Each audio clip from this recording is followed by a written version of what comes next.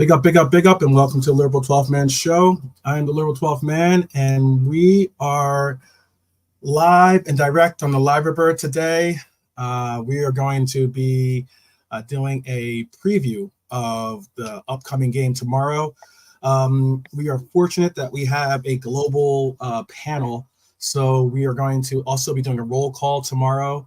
The Irishman's going to be flying the Liverbird tomorrow. I'll be on the jump seat, is what they call it, I think, when you're a pilot, but you're not flying. So I'll be on the jump seat, but I will not be at the helm, but you're in great hands all the same for tomorrow's roll call. Be sure to tune in tomorrow to kind of give a shout as to where you're watching the game and where you're at in the world, so we can all get a little bit of an idea of what and where our reach is going and where we have to fly to Liverbird to pick you up, basically.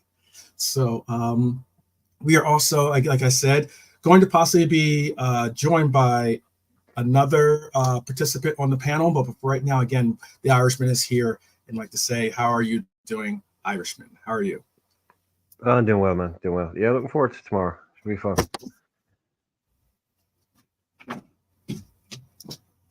Oh, man. So, well, ready for that. So, yeah, saw the presser today. Big up also to Jimmy, Red for Life, and also one of our Red Jewels in the house. Always a pleasure when we have one of our precious Red Jewels, Marion, in the house. Big up, big up, big up. What I was going to say is the presser. How'd you feel about it? How did you feel about the press conference that you got to see and hear? You got to see. I didn't see today's press conference with him. I just saw what's his name? I didn't get a chance to watch it. I just saw David Lynch do his thing on it.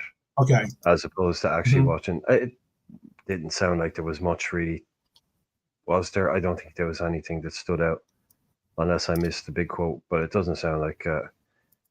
I mean, he was just confirming kind of different things. But I don't think I missed any big quotes, did I, or anything? Anything kind of. There is something I would love to play. I have it loaded up to see if I was going to see if we maybe can play it. It was from the presser today. It was like a minute long, so I don't know if we could play it or not.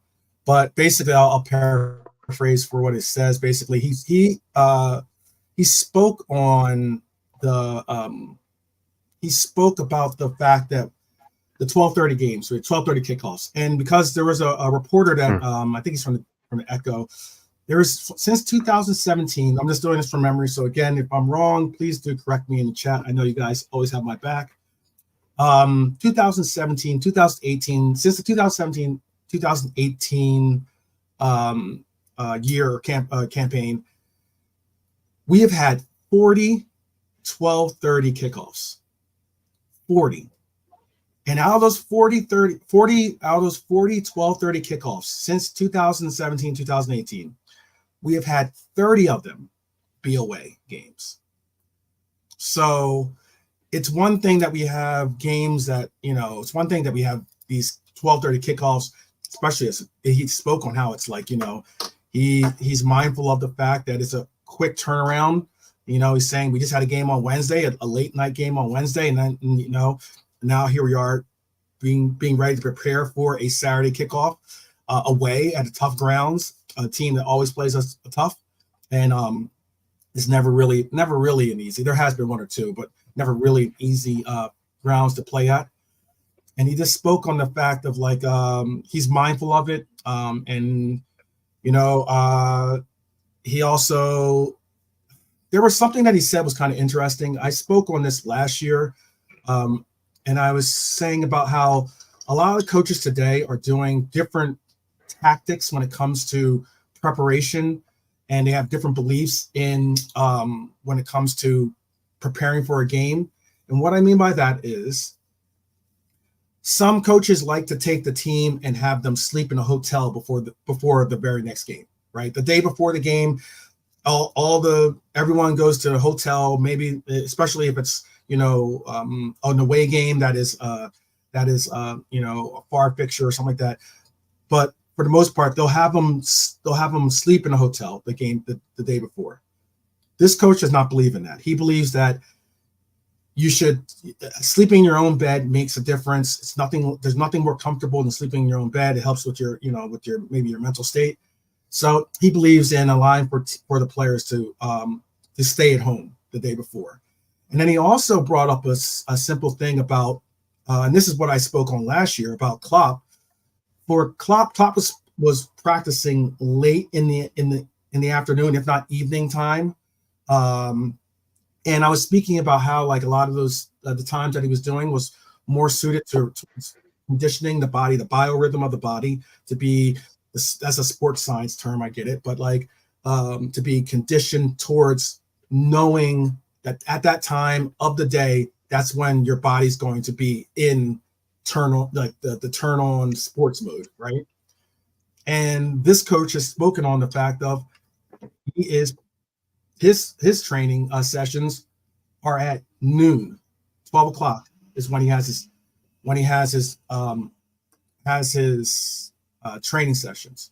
So what I can say about that is maybe, hopefully, it conditions us to be in a mindset of saying, like the body mindset of saying, we're ready to play, we're ready to do something.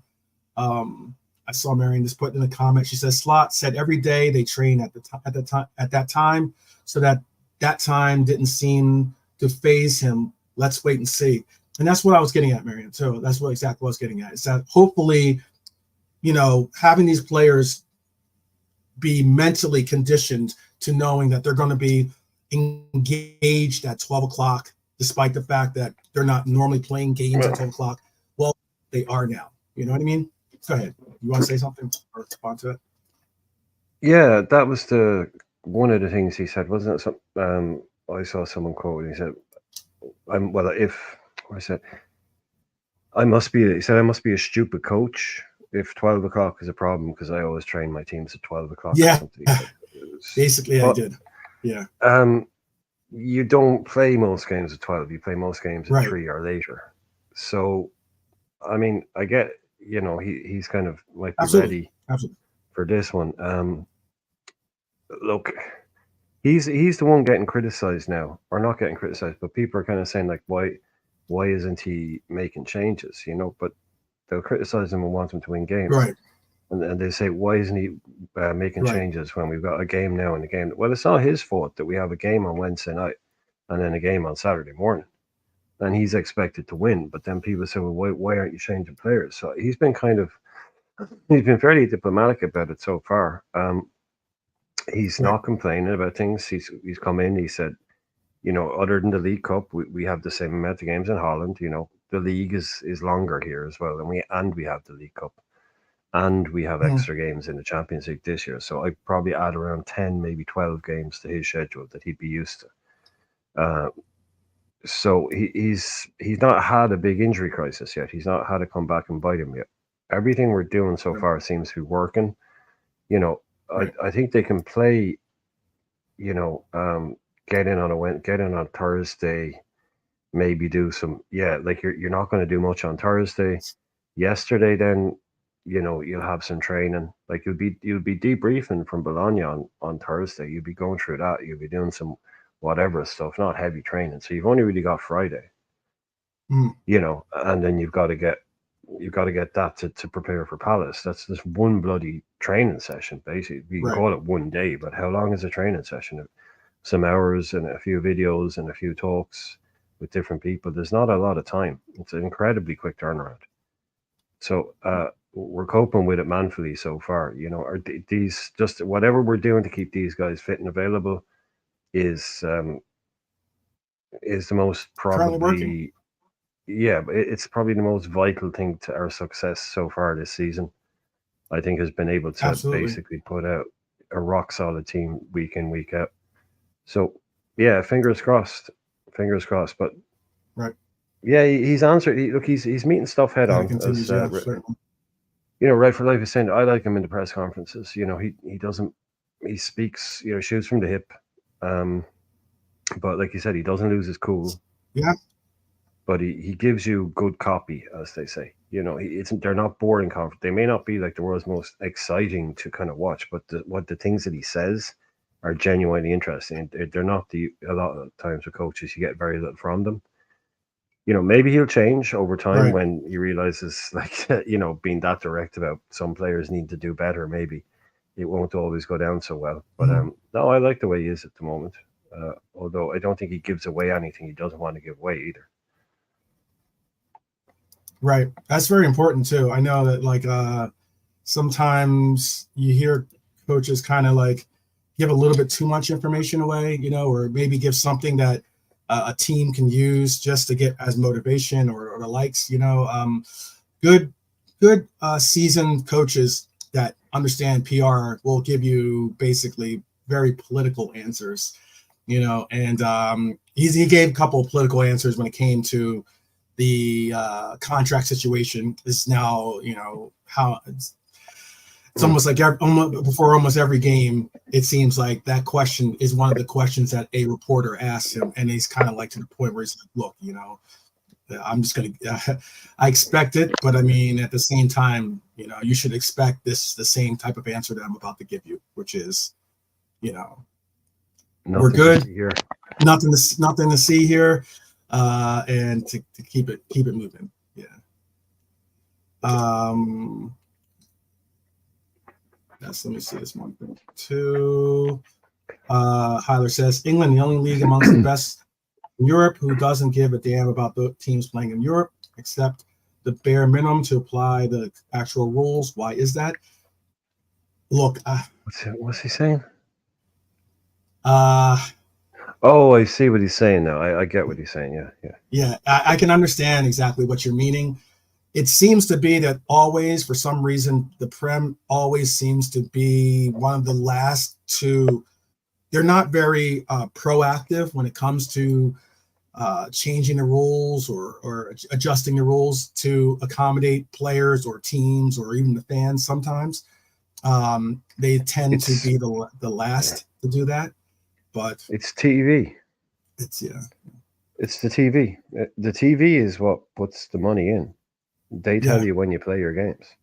That's why he did mention that too. He did mention that too. Yeah, he said, he's talking. You know, one of the reasons why we have these 12:30 kickoffs and so many, as the reporter had just spoken on, is because of the people in front of me. You know, he said basically, you know, the TV stations dictate that they have a time slot that they want to fill, and that time slot is often going to be filled by the more popular teams.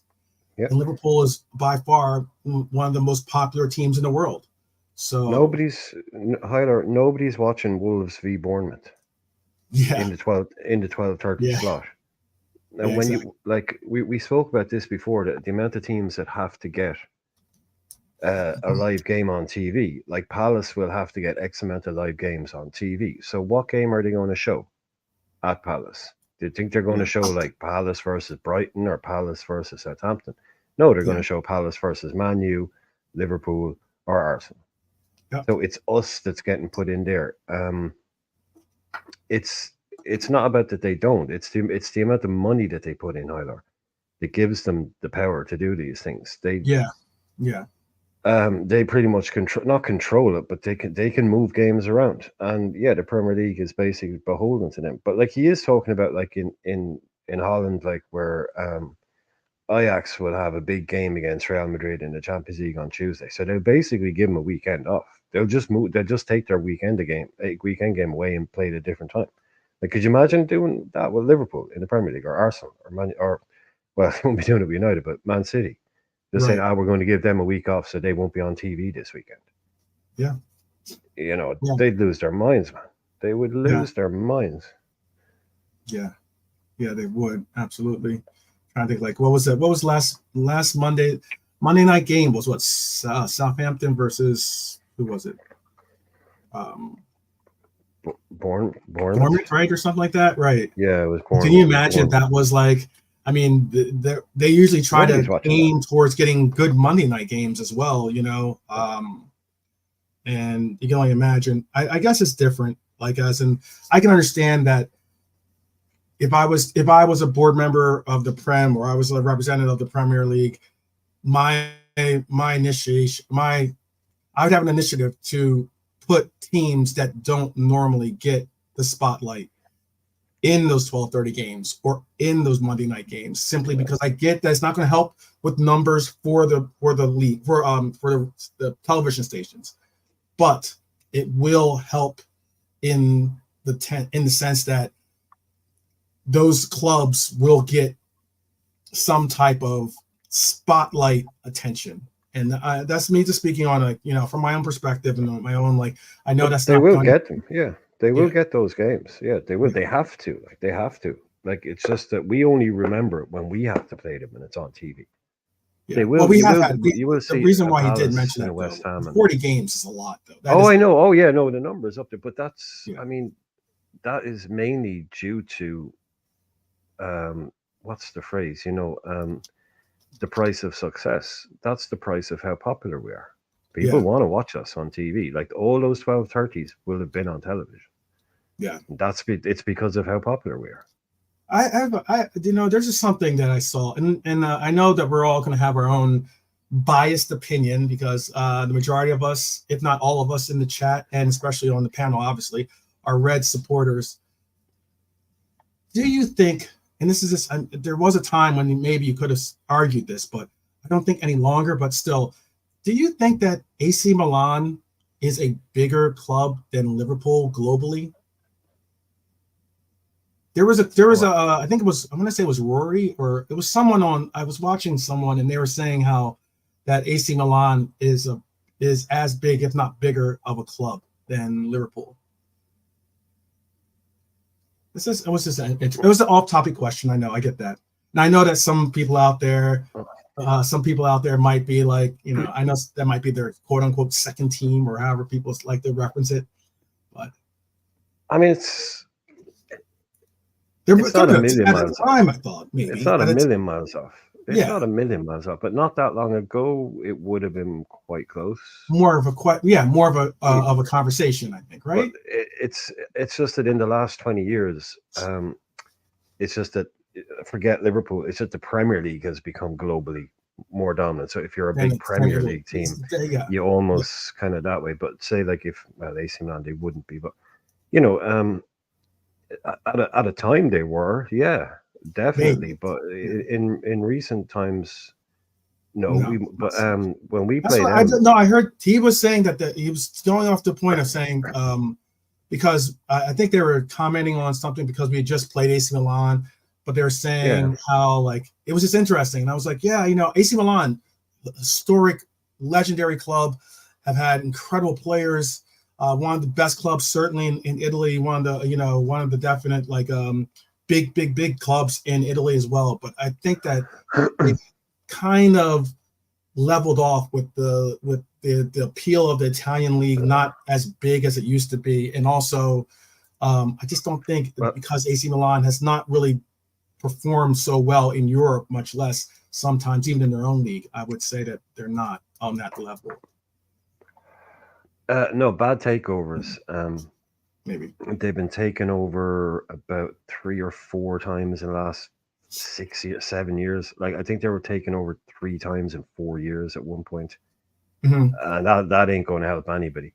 No, it's not. When you think about them, if you think about global icons, they probably had more that have played for them, that have, like, their most famous 11 would be as famous as us. Yeah, they're big in that way. Yeah. But in terms of globally now, in terms of making money and all that horrible, nasty commercial stuff, they're nowhere near us. Right. That's what I was. That's what I thought too. That's why when I heard the comment, I wanted to see what you felt about it. I wanted to see if the chat thought about it too, because I heard the comment and I'm kind of like, all due respect to AC Milan, but I don't think AC Milan is on the same level as a Liverpool when it comes to, like, global appeal, and fan support across the globe. I just don't think that is the case.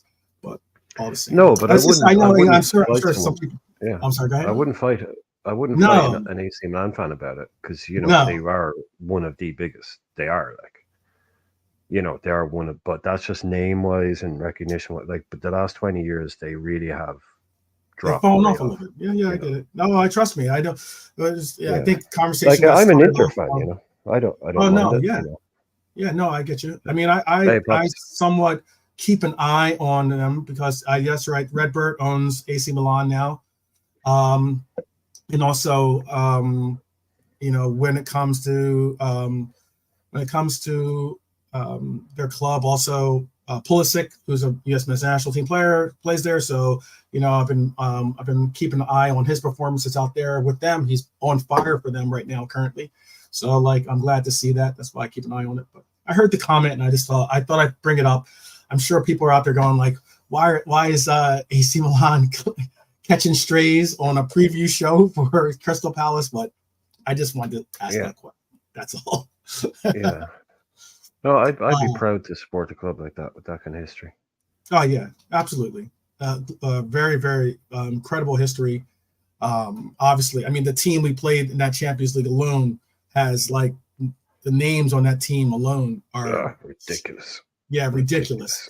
It's the reason why they went on. I think they won the Champions League the very following year. I think with that team. So I think No, they beat us in 07. Yeah, They beat us 2 years later in 2 the years game later. where It we was were 2 years actually later. better. That's right. It was 2 years. My Yeah. fault. Yeah. 2-1, but we were actually better in that game than them. Yeah, even by 2007, they were not the same team. Yeah.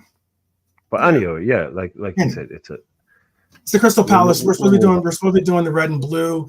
Fly like an eagle and all that. Right. I had tried to reach out to one of Crystal Palace's biggest supporters to join us for the preview. I know. I was hoping he'd be here. I was hoping he was going to be here, but you know, shout out to GTV. I was hoping he was going to be here, but I he is I not. heard the traffic is bad in Croydon. Apparently, it might be difficult to get out and get up to the Liver Bird. You know, I don't know.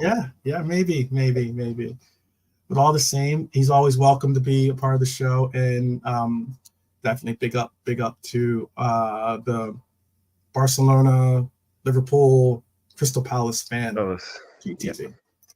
Just making sure I got all the teams that he supports in there. Just making sure. But he knows I'm kidding with him. He knows I'm playing with him. There's no malice in what I'm saying. I'm totally just playing with him. Let's see. Any comments that we want to include before we get into the lineup predictions here? Pressure that. Okay, there's some question. I see that comment by Hylor. Big up to Pops, Beijing Pops in the house. Big up to you. Some people joining us. Big up to Cal joining us. Psychedelic scientist. I have not seen you in so long, and it's a pleasure to see you. Always a pleasure to have you a part of the crew here. My guy, definitely. Good to see you. Sometimes you might see him as the psychedelic monk, I think it is, or Shaolin monk. I forget what it was before, but sometimes he's ever evolving, always getting better. Anything else I missed before? I say start this off. Yeah, got everyone. Trap Joe, big up. Youssef, big up to you, by the way, Youssef. He had made sense. He said no chance is AC Milan. AC Milan don't have as many fans as us. They might have one more Champions League than us, but the league is nowhere near as competitive as ours. Agreed. I understand what you're saying. They did get the fifth? They got a fifth team didn't they get the coefficient for this year, for this Champions League? I think they got the fifth team or something, I think. Possibly because of Atalanta winning the Europa. Do you know about that? No. Yeah, that's why I think that's because Bologna was fifth place in the league last year. That's why. And one of the reasons why I figured out that's why we were playing them is because maybe Atalanta got in and that helped with the coefficients. I'm not certain. Okay. We can look into it. Anyways, let's just jump right into this. Let's just jump right into the lineup predictions, then we'll get into score predictions. I'm gonna bring this up right now. So I'm going to go player position by position. Of course, it's easy. I just kick it off and say, I think that it's a no-brainer that we'll see Ali in goal. I think that when it comes to the left back, I think it's going to be very, very the same lineups that we've been seeing for quite a while. So that's why I'll just rifle through these a little bit quickly. I had Robbo in the left back spot. I have Van Dijk in the center back spot. Obviously, I have Konate also in the center back spot. Trent in the right back spot. Whoops. And then I also have Mac in the DM spot, I'm calling it, the pivot spot. Gravenberch in that other pivot. I have Dom in the 10, or I'm calling it a cam just to make it easy. And then I have Salah. I have Darwin Nunez at center forward, by the way. I have Darwin Nunez at center forward because there is a question mark if Diego will be available. I know that he did play the last game, but there was a report that Diego might not be 100% ready to go. If that's the case, I don't know why he played in the game last Wednesday. But I would personally rather see us start Darwin, who is healthy, who is ready, rather than have a questionable, fitness-wise questionable Diego and chance getting him injured. And I have Diaz on the left as well as being on the left. And I put Nioni in as a possible and I have Diego on the bench, but I also have Morton in case Diego can't start. I'd like to see us maybe get some of these other players involved in being on the bench or something. Or oh shoot, you know what? I'll put in, rather than Nioni, I would put, actually, I thought I had Gomez in there. I'll put Gomez's name in there. But either Nioni or Morton as being a possible addition if Diego isn't ready. What was do you have anything of a difference in your lineup, Brian? Is there anyone that you want to say is different? Well, it's all on that. I'm just looking, is anybody in the chat kind of putting in anything about Jota? Because it all kind of comes down to that. I think that team picks itself now at this stage. Mm-hmm. If he's fit, he starts. Like you said, if he wasn't fit, why did he come on? I'm not really sure, but yeah, that's who I would have. That's the only change I would make, would be Diogo in for Darwin. But okay, yeah, you don't have maybe even Cody in for Lucho, or no. Okay, no, I'll stick with that. Yeah, if Diego was healthy, I think he would get the start over Nunez. Everyone knows that I definitely like Nunez, part of the Nunez. If he hadn't come on, man, it's just like you said. Like if Diogo hadn't come on the other night, I would have been saying, "Oh, he's probably not, not right." But he played against Bologna, and that was apparently after he wasn't. So, has someone come out and definitely said he wasn't in training, or he's out, or he's injured? I saw a report. Let me see if I can pull it up here. Let's see if I can find it. I'm sorry.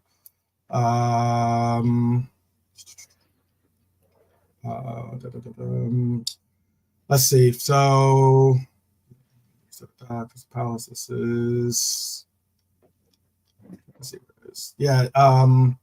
There was a report that said that Diego was questionable for the game.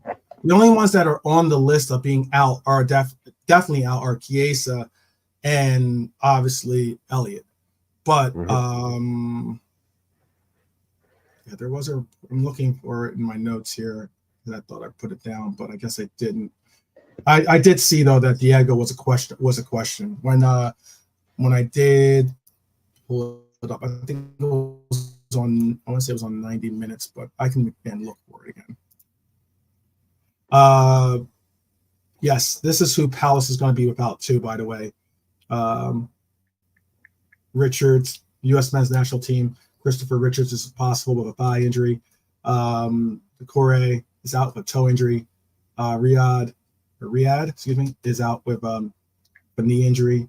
While defender Rob Holding is also on the periphery. There was another player that they said that would possibly be available for him. So, yeah, they said on the report I saw, Rob Holding might be a part of it, might not. The only player who could reinforce is Franca, who is on the cusp of a comeback following a broken rib, but should only be on the bench. And that's where also Nathaniel Klein, former Red, is on the bench as well, possibly for them this upcoming game. Trevor Chalobah was also an unused substitute in the defeat to Everton and may belatedly earn his first minutes in a Palace shirt this week, while Sarr might threaten Nketiah's spot in the final third. The starting lineup, I think that would be for them would be Henderson, Lerma, Gahey, Lacroix, Munez, Wharton, Kamada, Mitchell, Nketiah, Mateta, and Eze as being the possible lineup for Crystal Palace. I'll include that in the chat here for you guys. Yeah. Are you on the same page as Hylor, I guess you could say, Brian, when it says he's saying he's especially happy to avoid the Corre? Well, yeah, he definitely is one of their better players. Definitely. They're winless. You know, I was surprised how poorly they've started. So you don't want to be that one team where they click into gear against. So yes, absolutely. I was a bit worried about a team like that because they do have, they've been weakened a little bit, but Eze caused us problems before, scored against us last season, didn't he? Have you? Yeah. No, they're just on paper, on form. It shouldn't be a problem for us. They usually aren't. But yeah, a player like Decore not being in there, happy days. I remember we were one less headache, basically. Yeah. Yeah, we were being linked with him for 70 million. I don't know if it was ever true, but that was kind of when we were scrambling around after Saicedo. So, have you seen? I saw a thing about, and I guess Eze is one of the players that I'm going to have a focus on. By the way, big up! By the way, I did not know this, but we'll be live tomorrow for roll call. Philip, please do join us tomorrow as you're one of the OGs of the channel. So, and we'll say an official happy birthday tomorrow. But I hope that tomorrow is a great day for you too. Tomorrow, it's going to be his birthday tomorrow. Big up! I hope we get a win for you. Hopefully, we get a win for you, Philip. Yeah, hopefully our Reds can get a win for you. That's definitely true. And also, big up to the streets. The streets have arrived, people. The streets have arrived. And Bonkers as well. Big up to Philip and Bonkers. Just make sure you behave yourself, Crab. All right. Make sure you behave yourself. All right. Yeah. It's Friday night. It's Friday night. Don't get too rowdy. Actually, big up. It was Rasta Crab's daughter's birthday, I believe, yesterday. I want to say yesterday. Happy Lulu. Yeah. Happy birthday, Lulu. Yeah. So everyone definitely say happy birthday to her. One of our another Red Jewel. But yes. Big up to MK Toe in the house too, by the way. I don't know if I said hello to you or not, but I will say it now.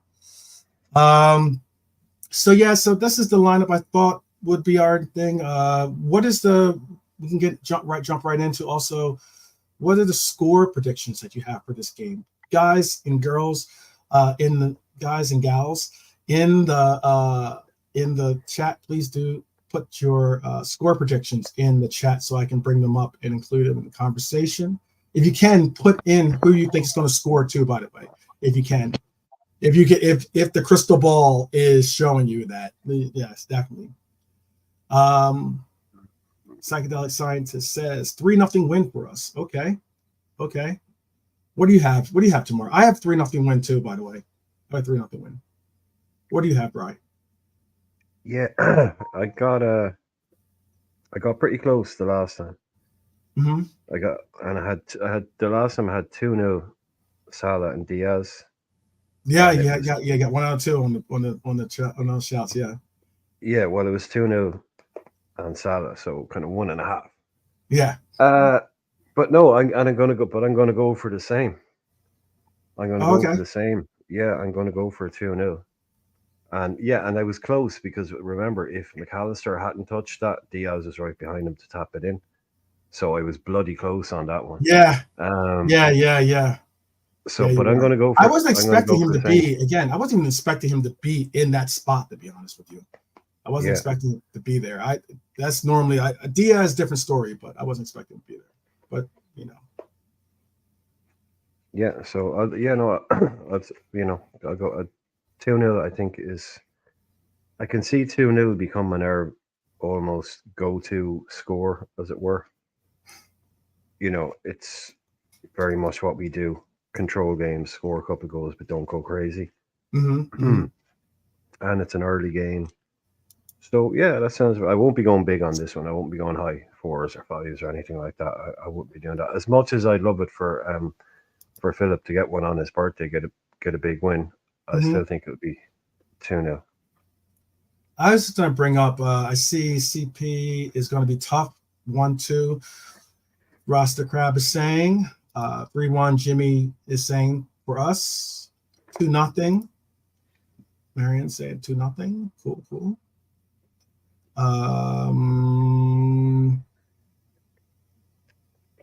Yes, you did, Bonkers. You did say Maka and Salah.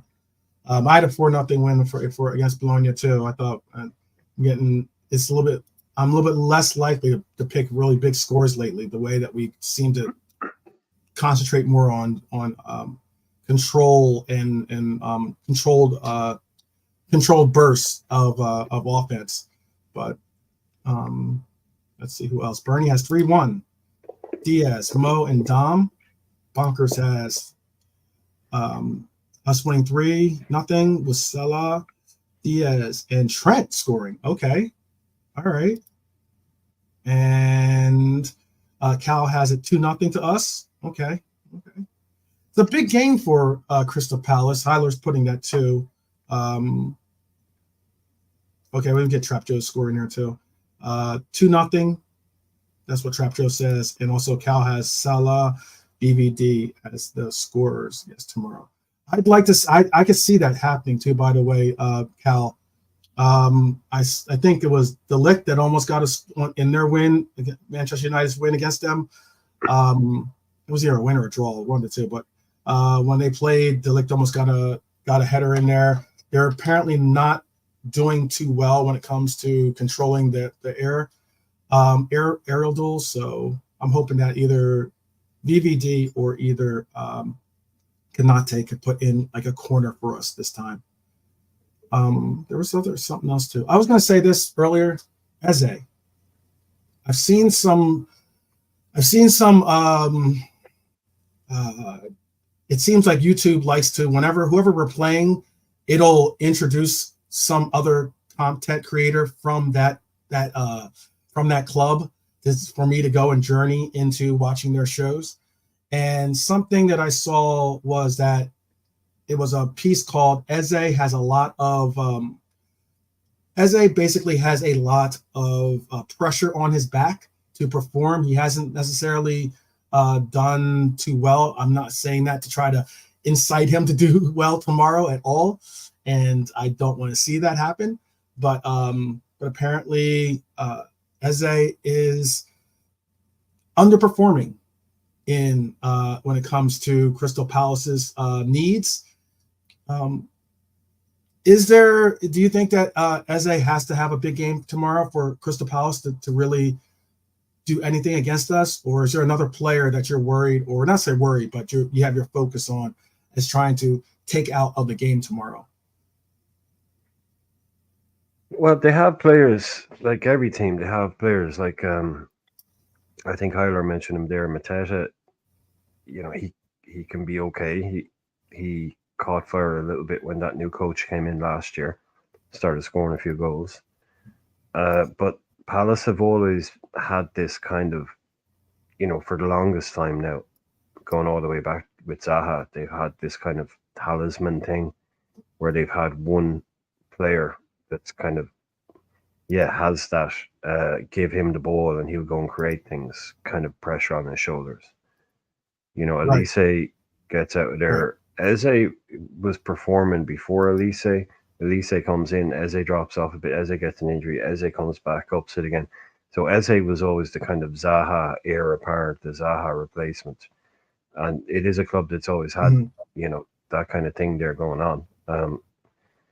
Even going back to the days when they had Andy Johnson in the Premier League, he was scoring a shitload of goals, but they still got relegated. They've had a kind of a talismanic type player, and the fans will probably radiate towards him in that way as well. They're going like, he's the guy.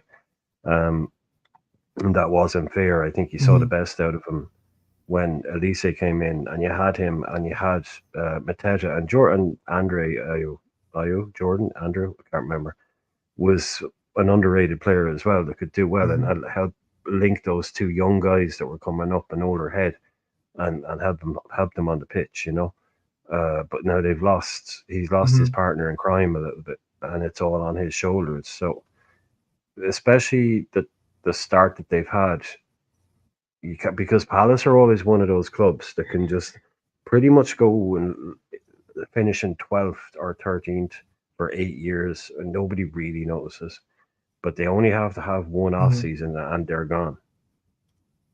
They can go down very, very easily, so the more they go without wins, the young kid like him has all the talent in his boots and all of that. Yeah, definitely there will be there will be that pressure on his shoulders. Yeah. And that's why it was just it was interesting to see. I mean, there's some that thought that it was going to either be Elise or Eze, or maybe even both. I didn't think there was going to be both. I think that they would have kept one of those names. I don't think that if you looked at their record last year, when it came to their wins, when it came to their wins, it was a case where they just, if Eze and Elise weren't in the lineup, they didn't win. But it helped to get that new coach bounce, of course, but that new coach bounce hasn't necessarily transpired into this campaign so far for them. So I'm hoping that if there's going to be a game, let it be the game after this game that they find their form. Is what it is. Big up Richard, by the way. Big up. I hope that I hope that you're well as well. Definitely hope you're well. Definitely. That's what we try to be. Definitely, Richard. Try to be definitely that way. He's saying fantastic, aesthetically pleasing. Liverpool community together. You'll never walk alone. For sure. Well said. So is there also, what about Selhurst is one of the reasons why we sometimes don't always click there, where sometimes is it because of the size of the pitch, do you think? Or is it because is it because, I don't know, we're in London, or what do you have? It seems like good crowd. Was that? Good crowd, noisy crowd, close to the pitch. Got to be up for it, got to be ready, all that kind of stuff. Yeah, it's probably, apparently it's a pain in the arse to get to that ground, and probably all the little disruptions that go along with it. But yeah, it is old school. It is old school. The crowd are really noisy, especially I think is it the Holmesdale end or something like that. And they get behind their team and they make it difficult if you're not in the mood. But I've seen us go there and make them look like a Sunday league team, especially with all those things going against it. So it's easy to say those things after a loss, but then you go there if their team aren't really up for it. Like if we start attacking them like we tried to attack early against Bologna, and you get one goal, that's when a team like that will lose a lot of its impetus. As long as it's 0-0, or if they get an early goal, then it all becomes very different. But yeah, it is. It's about playing that ground, knowing what you're going to get there, and just treating it because even as good as they are and as noisy as they are, nobody is in top form at midday on a Saturday morning, because they'll all be out tonight. Right. Most of them will be out on the beer tonight or whatever. The proper fans. It's a Friday night; they'll be out, and then they'll be going to the ground in the morning. A bit hungover, so maybe a little bit half drunk or whatever. But by half time, maybe they wake up to getting into it. So you need to silence that crowd. You go there on a Sunday evening or something like that, then you'll hear it. So you go there and you try and get the job early or done early and get out before anybody wakes up, really, as much as anything else. Just get a 1 goal or 2-0 win, get your 3 points, get on the bus and get out there before anyone knows what's happened. And the rest of the league then has to wake up to us being 4 points ahead now, right? At least. 4 points is what we would be going in, because we'd be one of the first games played. So we get our points on the board early, and then let everybody else do it for the weekend. We can sit back and relax and watch Arsenal draw points and watch City draw points, and hopefully, Trap Joe is asking a question here. He says, question, do you think that the quality of the Premier League is slightly diminishing by seeing many of the star players leave or fade away? I think they've done a decent job of replenishing some of the names that are going abroad, whether it's to Saudi Arabia or going to other leagues like your La Ligas and the likes. I'll leave you with this. How about this? I'll show you this one real quick. This is, you talk about quality. This is what Maldini said on Van Dijk. He says, Virgil will be the best defender in history of football soon. Maldini is certainly viewed as one of the best ever to grace the pitch. High praise from a very, very incredible player. Spoken on one of our players that, I think that there's a unique thing about Liverpool, and I think there's a unique thing about when it comes to other teams as well that are trying to keep pace with Liverpool when it comes to maintaining star quality. I think that we have that. I'd say the top 5, if not top 6 teams in the Premier League have a very, very deep bench of players that are definitely star quality, global star quality. What are your thoughts, Brian?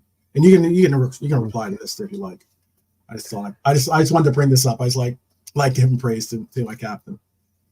Yeah, no. If you're talking about the star players that have left, who's jumping to mind?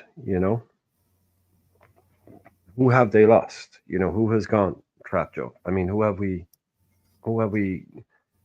seen leave the Premier League in the last, say, 2 years? This past year, no one. Alvarez is an incredible player, but that have gone to a bigger club, right, and are challenging. Like Saudi Arabia is a retirement home. So someone's gone out there. That hasn't diminished the Premier League. That's just diminished the player that's gone to play in Saudi Arabia. If they'd said, "Oh no, I'd rather go and play football for Inter Milan, Barcelona, Bayern, Real Madrid, PSG," I've only players will always move, especially players who aren't from England. But I think, like you said, for every player that you've lost, there will be another player come in, because if you're talking about genuine global superstars right now, like real elite superstars, you're still kind of talking a bit about Ronaldo and Messi, because they're still playing. Mbappe, Mo Salah, maybe, I don't know. Yeah, in terms of like players that people who don't watch football have heard about or would recognize if you showed them a picture of them. Like people in America who don't watch football, but you show them a picture of Cristiano Ronaldo, they go, "Oh yeah, I know who that is." Yeah, I've never watched a game, but I know who he is. Like that level of fame, how many of those are there in the world right now? So I think you've still got some of the world's biggest names at the moment. Like when Klopp was here, there was a little bit of a tilt towards the world's top managers were in England, but maybe because of the allure and the pull of a Real Madrid or a Barcelona, you still had the Mbappes and the Bellinghams that would go there. But the world's best managers, other than Carlo, were in England. But no, I still think it's pretty much the place to be for most. Yeah, I think it stands up. I still think it stands up. But yeah, we've never had the Messi or an Mbappe here in England. That is one thing that you can always say. Like they did have Cristiano Ronaldo, yeah, but he left to go to Madrid. It doesn't count that he came back. He was nearly 50. So yeah, they've never had an Mbappe and a Ronaldo or an Mbappe and a Messi in England. So I was just going to say some news from around the world here, or around the football world, does count for Premier League 2 because he's a Premier League player. But apparently the role of 6 for City is not a easy one to hold, because Mateus Nunes was in Spain. He was in Spain and he was arrested actually just recently. So apparently Nunez was handcuffed after being found in possession of the phone of a phone. He had taken someone's phone. It was like a 58-year-old man's phone, probably because he was taking pictures or videoing or something. Some altercation got in between the two. And he was found in possession of the phone by police, having snatched it in the heated exchange. It's claimed that Nunez, who was taken to a local police station for questioning before being released, is expected to face charges and potentially a trial over the incident. So, yeah, it's not getting any easier. I know that there's the comment probably that we do not care will probably be the sentiment when it comes to the trials and tribulations of City players. But yeah, that's something that they're dealing with. That yes. Well, I can tell. I think they've got their own. That was. I think at this stage, they probably just got their own kind of in-house lawyer firm in the building there, so you can probably just walk in and get some guy. Yeah. This is apparently like it happened.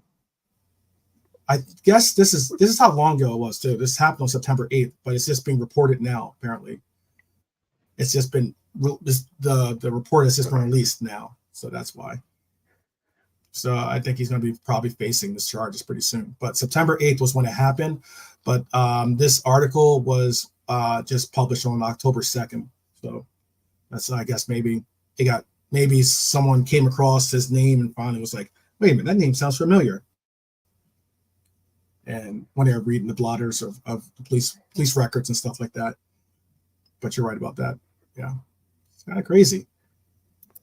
He's someone that's trying to find this way into. He wasn't called up for Portugal either this time around too. No, you don't play, man. He doesn't play. So that was what was. You gotta play. He went to City like all the other guys. He goes like Calvin Phillips goes there. You don't play. You don't play for your international team if you're sitting on the bench, unless you're playing for someone like some tiny little team, like Moldova or something. You're gonna play for them, but Ireland, you're gonna play for them. But for Portugal, they probably got two other guys called Mateus Nunes. They're just as good as him. So that's what happens when you go there, and Pep doesn't know for sure because you're playing in his position. Yeah. But you're playing in Pep's role. You're playing in the role that he played basically his entire career. He knows, like it's one of the most like that lone pivot. That's a good point. It's an incredibly important role in his team, of course. But it is also his fucking role. So if he is, I mean, if you're not his guy, you're not his guy. He won't even give you 20 minutes. He doesn't want to watch you play football.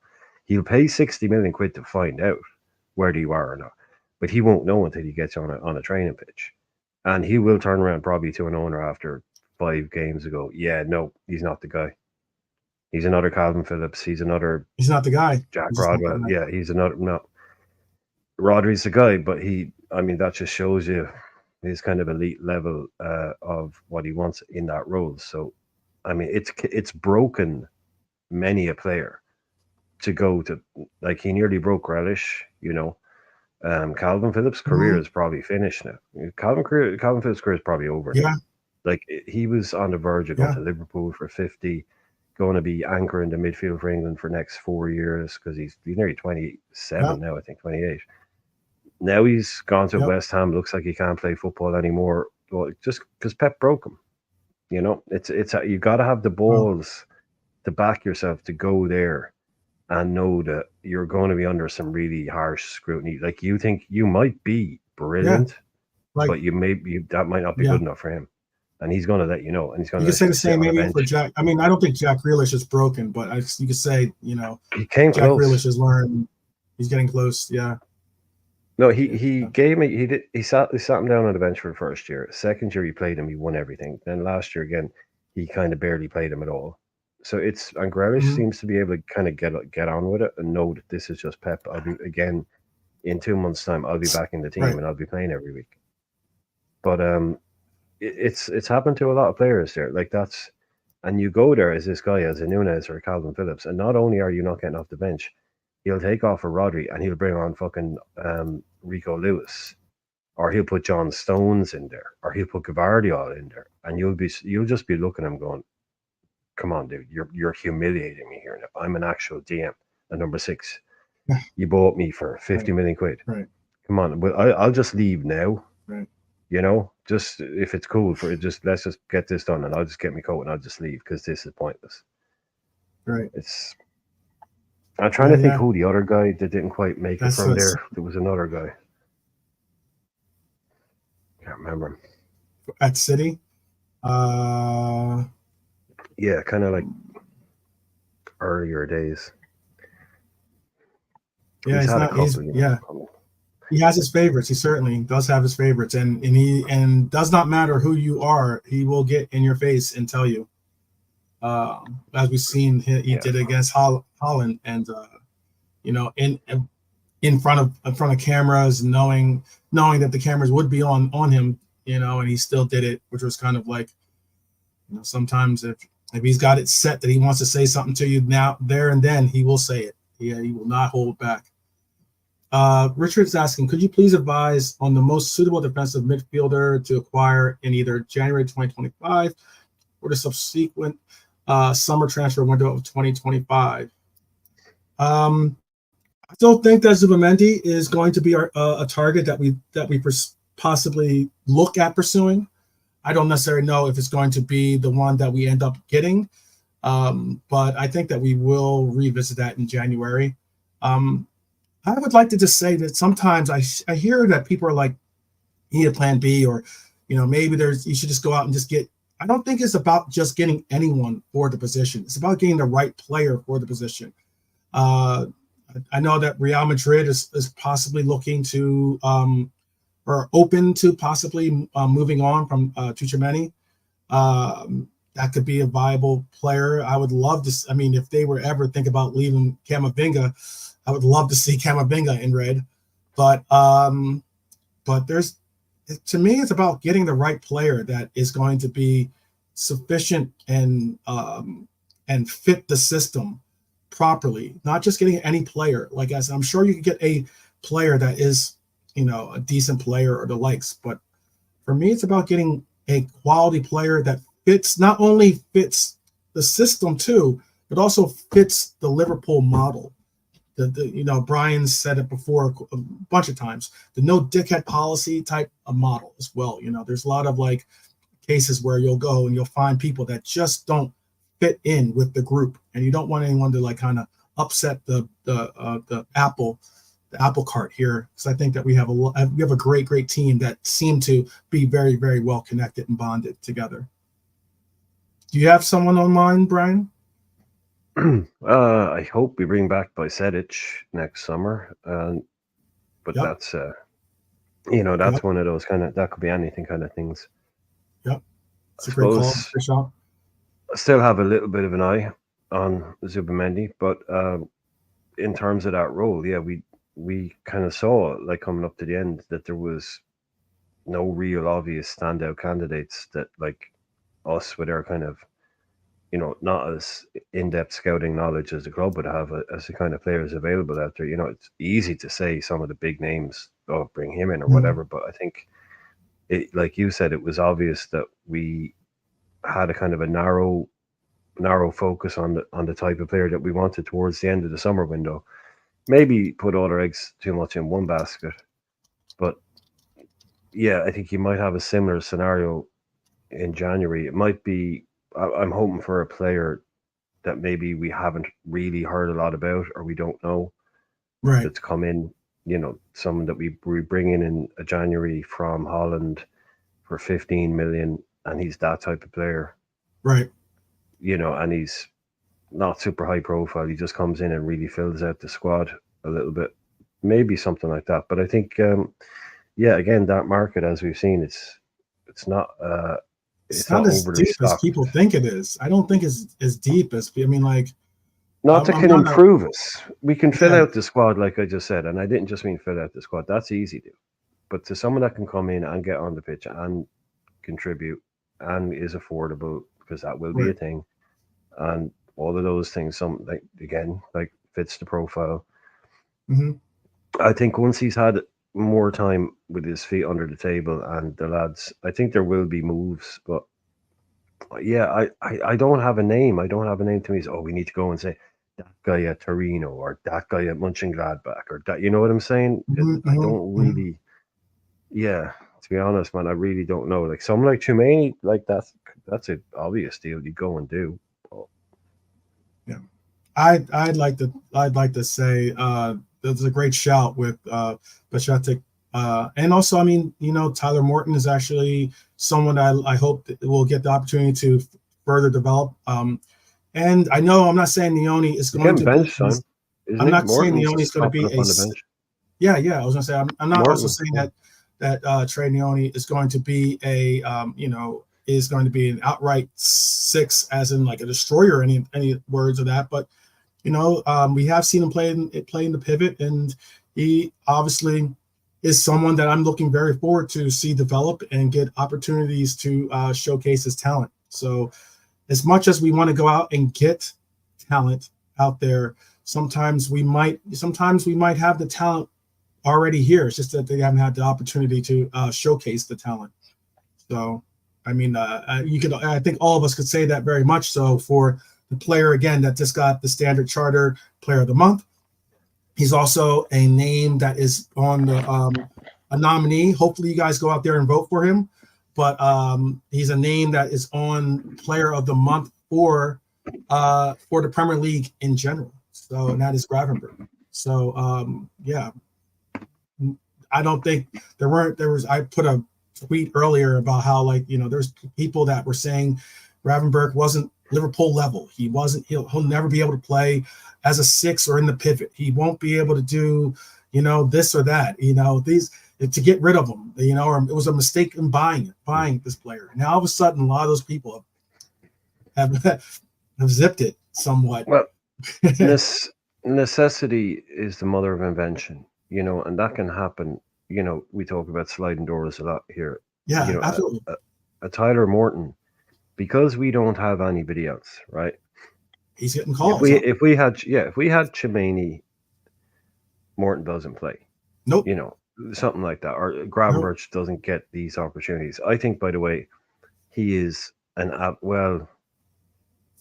No, actually, Cole Palmer will probably win it. Actually, I would have said Gravenberch a shoe in for Player of the Month, but Cole Palmer will probably win it. But you never know. We tend Cole to do Palmer well will in these probably win it. voting I think things. you're right. Cole Palmer will probably win it, but I Yeah. think I think there will be Well, Liverpool those of fans are us well known for getting involved in online hitting polls those and votes. votes. I hope so. I hope so. Arsenal fans are. I mean, even though I'll say it, they are legendary on the internet. Arsenal fans are the kings of that. if there's a poll and Arsenal fans are voting in it, yeah, they kind of tend, invented that shit. yeah, But we're not far behind. And yeah. yeah, but I think Gravenberch for us is a clear, obvious player of the month and all of that. But I'm not really kind of expecting us to see a game where we see Neoni and Morton. I would love to see us put out a team against somebody shit, but we're not going to play so much shit for a long time. Where we've got Morton in the Gravenberch role and Neoni in the Pallister role, and just go full, Bradley on the right and Dan's up front just to see what they look like because they're close. Morton is on the bench for a reason, so all he needs is pray not an injury to anybody, but he just needs an opportunity to get in. I think it was like, bloody hell, he was good for an hour. I'll give him another half an hour, and then the next thing you know, someone gets a suspension because they're on too many other cards, and the next thing you know, you're nearly in this team now. You put your name. You put your name forward, you will get dropped back again, of course, but you've given the coach maybe I don't need to do something in January. No, I'm not going to say Tyler Morton is going to come in and make us, but I'm just saying something that kind of thing can happen. And that's, you just got to be fit and available and ready to take your chance when you do get it. That's pretty much the main thing. Mm-hmm. Big up to Lloyd, by the way. Big up to Lloyd. Definitely link up with me, brother. Be lovely to have you back on the show. And you can reach out. Anyone that wants to reach out to and maybe be a part of the show or try to at least have we want to do call-ins more often. We've had a couple of call-ins, but we want to call-ins more often. But we also would love to have your participation. Don't have to be on the camera because the majority of you, if not all of you that are in the chat currently and are normally in the chat, we've grown to know and certainly love. So but not that Trap Joe guy. He's not coming. Trap Joe is my guy. He's the Bay Area's one of the Bay Area's finest. We'll say that since Quasi is up there in the Bay Area too. So one of. Big up. But yes, you can reach out if you ever want to get in touch with me. You can always just reach out to obviously leave a comment, or you could the easier way and the best way is just to holler at me through Twitter or X, whichever you call it.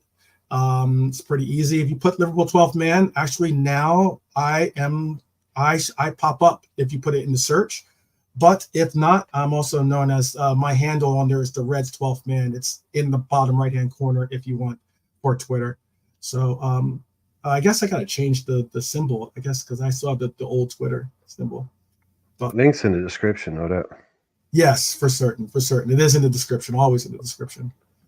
Let's see. Bernie's saying she holds her hands up. She wasn't sure about Grava and thought there was a reason Tuchel didn't play him. Tuchel's a weirdo. He's a weirdo. Slot has. Yeah. No, he's a guy. No. I'm sorry, but if I showed up to school training or whatever and so we'd like to introduce you to this year's new football coach. I'm like, my son's not doing football this year. I'm sorry. That's okay. I think he'll do badminton or something. I said, if it's that guy that's going to be coaching, nope. Yeah. He just looks like a wrong and straight off the bat. I'm like, no. Yeah. You're going to do tennis this year. You're not doing football with that guy. No chance. She says Slot has made the difference to Gravenberch, and I don't mind saying. She doesn't mind saying that she was wrong. Big up to you, Bernie. That's because you're a classy girl, classy gal. How about that? Classy gal, classy red. I will say with it better. That's even better. Classy red. That's why you're definitely one of the best out there. Let's see. Hyler saying, Owen Beck. Hyler saying Owen Beck has several Man of the Match awards already. Looks like he really he's really growing at Blackburn. I agree completely. Some of these players on loan, we have quite a few players on loan right now that will make I don't know if they'll necessarily make the Liverpool senior team or be on that provisional list of players that gets put out, but we definitely have some players that are going to push to try to be in that list, and certainly if not pushed to be on that list, will go on to command a nice little bit of change for their services at other clubs where they possibly will create some type of difference. Owen Beck is certainly one of those players. Well, Blackburn seems to be that bit of a sweet spot for us at the moment in terms of loaning players out, and and getting some development out of them. Harvey Elliott, Tyler Morton, Owen Beck going there now.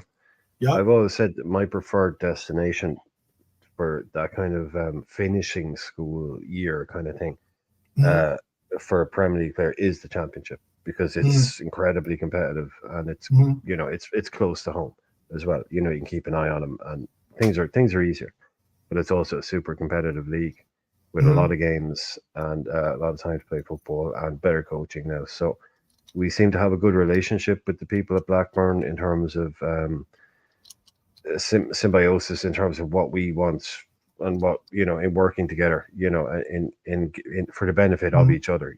Like, we're giving them good players, but they're also developing them and giving them the time that they come back to us improved, but in a way that it works for both clubs. That's the perfect kind of loan system where it works well for both clubs. It's not just us offloading some guys. It's like they don't own these players, and you don't want to become too over dependent on something like that. But whatever we have at the moment, I just think it's in the sweet spot. It is really working well, and we trust them clearly.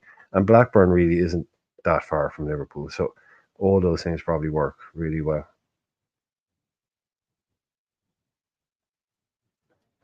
Some crazy stuff too. I was going to add. It's not. It could be an answer in a trivia question eventually, but it's not trivia just yet. If Diego is able to play, he will make his 100th start for the Reds in all competitions if he plays in this game.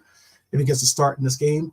Also, Mohamed Salah has 8 goals in 12 previous appearances against Palace. He does like a goal against Crystal Palace. Excuse me. Doesn't mind a goal against City either, but he definitely doesn't mind it against Crystal Palace. Go ahead. Is there anyone he hasn't scored again? That's the better trivia question. There's not many teams he hasn't. Yeah, there's not many teams he hasn't. Name a club that Salah only has 1 goal against or something. There's probably 3 of them, and it's because they were only here for 1 season. You'd be surprised. There's especially when Salah and Mane were both in the league, they had the most. I think they had the most goals against other teams in the league. They were like the highest goal scorers against other teams in the league. Like a 7 or 8 or whatever. Salah is on that list quite a bit. Mane was on that list quite a bit too. Mane used to love scoring against Palace, and there's a couple other teams that he had too under his belt that he loved scoring against. But Salah is certainly there too. It's said here, if Salah scores on Saturday, it will be only the 5th occurrence in Reds history. I repeat that. It'll be only the 5th occurrence in Reds history of a player netting in the opening 4 away games of a league campaign. Would you back against them? Yeah, I know. I wouldn't necessarily either. Would you?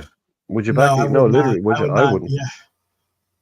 I wouldn't, because he's going to play. Yeah, we know that. Like, that would be the only. Oh, would he get a minute? Would he get an hour? I don't know. He's going to play, and he's going to get minutes. All of them, probably. Yeah. And the form he's in, again, I know some people.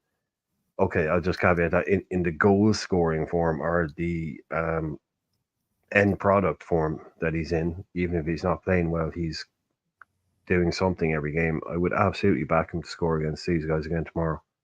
Yeah. And it's getting stupid now. Like we said, he's going to have his own book of, records that only Mo Salah has. All these crazy little individual records. Like someone said, every game, it seems to be another record for Salah. This season, I think we've had 5 or 6 times already. We've had, that makes Mo Salah this. Yeah. There's always those niche records that he breaks, for sure. Like, look at Suarez v Norwich, Yeah. That's the kind of thing. Like, we have a habit of doing that to people. Yeah, we'll have to. Maybe that's a nickname we could come up with. We could call Mo Salah the record breaker, because that's all he does is break records. I was going to ask, so there's only been what, one, two, there's only been 3 other players to do that accomplishment. To do that accomplishment I said, which is if Salah scores on Saturday, it will be only the 5th, or 4 other players, excuse me. He'll be the 5th occurrence in Reds history of a player netting in the opening 4 away games of a league. 1, 2, 3. No, actually, there's only 3 players, so it's happened twice for possibly one of them. Can you name the 3 players that have done it? That's a trivia question for you. How about that? Some fun trivia question right there. Can you name the 3 other players that have scored in their first 4 away fixtures in the league? That's only in the Prem. They've scored in their first 4 away fixtures. Can you name the other players that have done so? And like I said, I'll give you a hint. There's 3 players that have done it. Jesus. And 4 players that have done it. Salah is one of the 4. He's already done it before in 2021, 2022. He did it. But these are players these are Liverpool players, by the way. We're talking about just Liverpool players. In the Premier League. In the Premier League. Or not in the Premier League, in the league. In the league. Oh, okay. Yes. Right. So one of them goes way, way, way, way back. So yeah, okay. I'm not going to get that guy. Yeah. And actually, one of them wasn't only one is in the Premier League. 2 of them are not in the Premier League. But the one that isn't in the Premier League. Right. Okay. Robbie Fowler. Okay. Is Robbie Fowler one of them? No, but Lloyd just got one of them. Lloyd did just get one of them. This is one of them. Who did Lloyd get? 1987, 1988. Oh, Aldridge. Okay. Right. There's one in the Premier League, and one from I'll give it to you. I'll give you the year because I don't think many people really know the starting lineup for that year, but it was 1902, 1903 season. That one's way back, obviously. But if you can name the other player, I'll give you mad credit. It is not King Kenny. It's not Billy. Mary, no, you don't have your cheat sheet. I got you. Oh, all right. It's not Suarez. Do you want to take a shot? Suarez started slow. Do you want to give one more shot? Because the answer the other answers in the chat. So don't look at the chat. No, I don't know the chat. Don't know. Yes, this is my guy Daniel. Nope. Daniel Sturridge in 2013-2014 campaign scored in the first 4 away fixtures for Liverpool. Okay. The other one was Sam Raybould, scored in the first 5 fixtures in 1902 and 1903. Yes, Red for Life. It is Sturridge. KJ is Sturridge. Yep. Okay. So there you go. Trying to make sure that you guys are ready for your Quizzo nights, for your Liverpool Quizzo nights or something. It's actually pretty cool that Salah did it in 2021 and 2022. And actually, when he did it in 2021, 2022, he did it in the first 5 fixtures.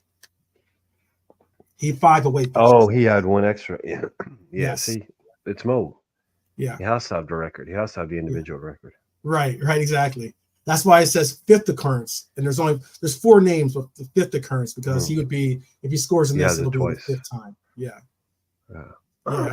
And like I said, and look, backing Salah to score, you've also got penalties on your side. You know, he doesn't need to get if you get a penalty, then you got a chance of a goal there as well. So that helps. You know, that's why for me, the Suarez season where he scored 32 in what? He missed 5 games, was it? Mm-hmm. So he scored like 30. Yeah. I think he As scored far as 30. the beginning, I think it was 6 games. I think he missed 6 games. Right? Yeah, so he scored like 30 and 31 and 33, something stupid Mm-hmm. like that, and he didn't score a single penalty, all from open play. That's different levels. Like, you know, I'm not saying beats, you know, but if you're backing Salah to score, the fact that he's on penalties is helpful.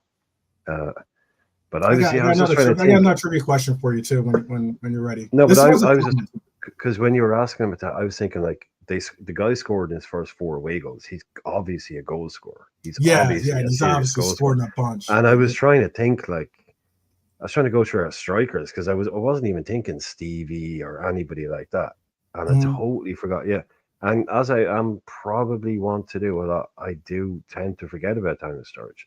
He's just one of those, you know, blind spots that I have. As good as they were at the time, Daniel, you know, that's him saying that. You know, you're my guy. I know. It's just it's just one of those things when we do trivia stuff. He's one of the guys I always forget. I don't forget about. I'm not saying I forget about Sturridge. No, I know. when we do trivia, trivia stuff, I forget about that. Oh, here's a fun trivia question too. Then. Here's another one for you guys. Since we're still short of the 90th minute, I'll give you another fun trivia question. This is dealing with coaches, and it's dealing with the league. It doesn't have to be just Premier League. It can be as far back as, you know, the start of Liverpool. And also, there's only 2. I'll give you this hint. There's only 2 coaches that have done this. Okay, if Liverpool win this match, it will be only the 3rd time in history that they've won their opening 4 away league games of a campaign. It'll be only the 3rd time in history that Liverpool, which is kind of crazy. That's wild. But because we've got a long history. But this will be only the 3rd time we've won our first 4 away league games of a campaign. Tell me the year and coach. So what year the coach and what year he did it. There's two coaches that are the answer. 2 coaches that are the answer for this one.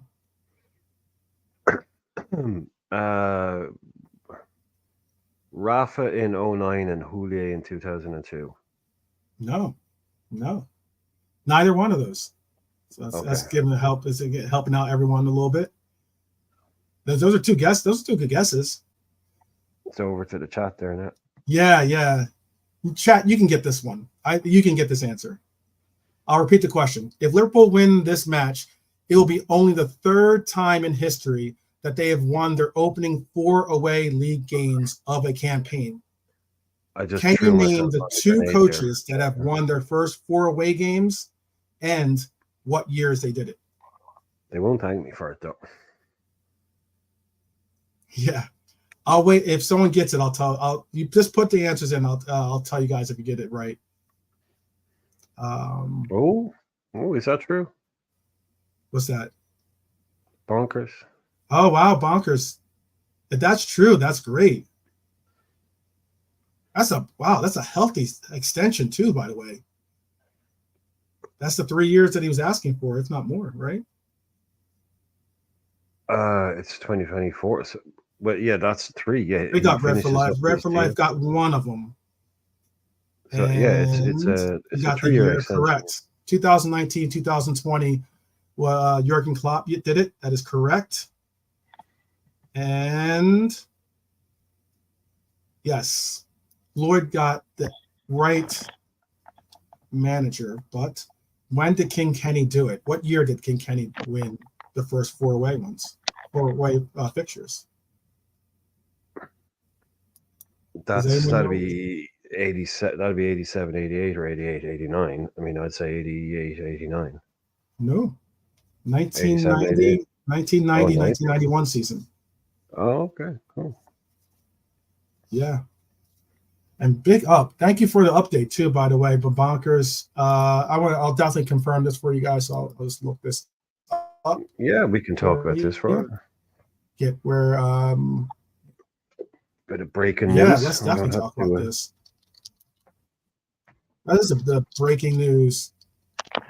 I think that's a really good signature to get because yeah, it is. Let me see. I'm looking to see on here. I'm hoping that I'm hoping bonkers that's if if that's you can. correct. Let's yeah. I'm not saying bonkers. Bonkers has to If tell you bonkers. can, If you can tell bonkers, us, yeah, yes, if you can tell where us your exactly? source, that'd be great. Not saying we don't Or believe you, just saying so we if can verify anyone it.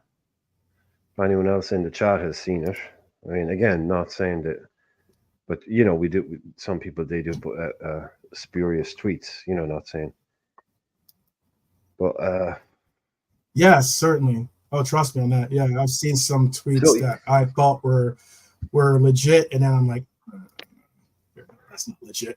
so it would be a 3 year extension, um, basically. You know? It is a 3 year. It's like it's finish up this year, yeah, and then it is definitely true. Yeah, extra three. and then So have 3 years on top of that. which will make him I'm not mad at it. I'm not mad at it, guys, 37, and I'm not mad 37. at it. Make him 37 at the end. Yeah, 37 in I'd that also like to around. know though, did they up his? I wonder if they upped his. Well, that's the next question. That's the next question. Yeah. Anybody else out there able to confirm To that verify it, anywhere? yeah. Says I'm happy, Yeah, although VD is a captain to 20. Yeah, that yeah.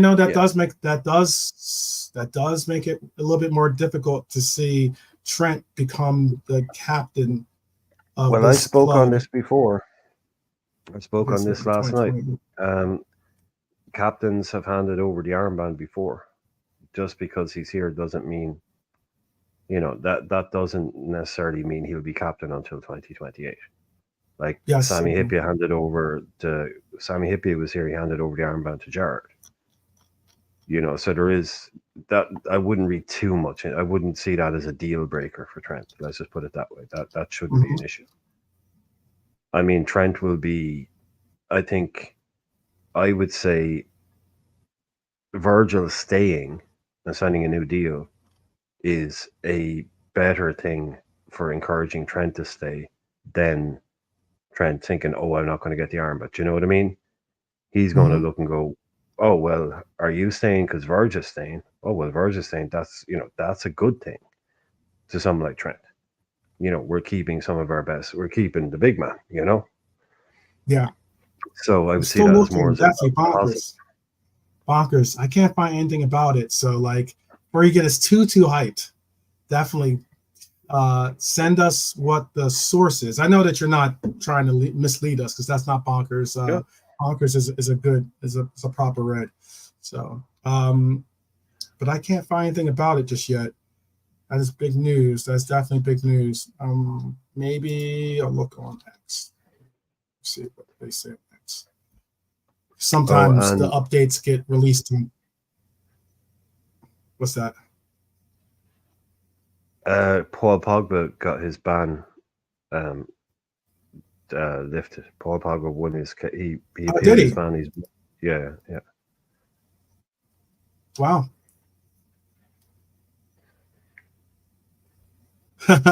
So Bernie's saying someone on TikTok is saying it, but he looks like a lunatic. I got you. Oh man. Let's see. BBD contract. I don't see it trending either right now. Nope. Let's see. Oh well, no. See, no, that's not it. There are people that are saying it, but I'm looking for a legitimate source that says it. I see people saying contract to 2028. I see a lot of people are putting it out there, retweeting it, but I don't see like an actual journalist that has put it out there just yet. When was this? That's 2020. Yeah, I don't see it just yet. So If it is true, if it is true, I'm on top of the world for that one. Like I said, I think he's arguably if not undoubtedly, in my mind, the best center back in the world. But I would love to see it. I don't see anyone just yet, but I have seen some people tweeting it about him getting the extension. Maybe they're just trying to hype us up a little bit, but it's all good. It's all good. It would be interesting to get that deal signed and actually have it be announced the day before, going into the Crystal Palace game. That would be very interesting. But don't know. It's also but hopefully international break, Yeah. Things can kind of get announced. Like managers tend to get sacked, Yeah, for sure. International break. These kind of news things. Yeah, I mean the timing is always nice of eve of a game type thing. But yeah, like you say, I have seen some tweets, but I don't. One of them is from Nunez Ball, and one of them is from Crazy LFC. So yeah. I have like Lucas LFC or Nino LFC, stuff like that. Like we're just like they got the blue check, but I don't know about it still. And then on top of that, they got BVD holding up kit, but it's like I saw that. You can see it's been that's Moody's fault, photoshopped out. Now an 8 there. Fuck. Yeah. So Virgin's head maybe is they're all just trying to fuzzy take and it stuff. out.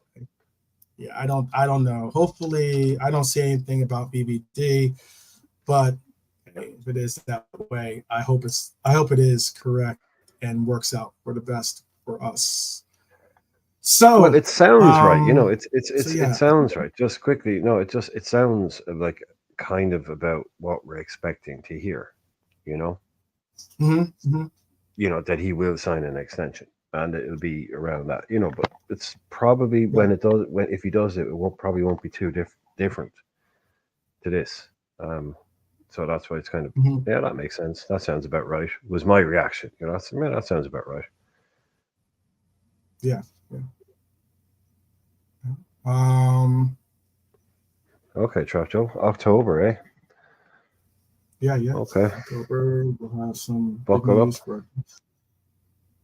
Yeah, no, I did hear the same. I heard October 7th actually was this Monday is supposed to be, I guess, it's the start of the international break, but I heard that was related to Trent actually though. That was supposed to be related to Trent Alexander-Arnold news. That was supposed to be released, some type of news that was going to be released about Trent's situation. See, what will happen there sometimes is you'll get two stories that will be kind of correct. Like you'll get someone that hears there's something that's going to happen on a certain day, and there'll be some big thing that everybody thinks is going to happen at some point. What happened is one guy will go, well, it's probably Trent. So I'll put out a thing that says, there's going to be Trent news on October 7th. And you might just be right, because there might be news on October 7th. Some story will come out about something.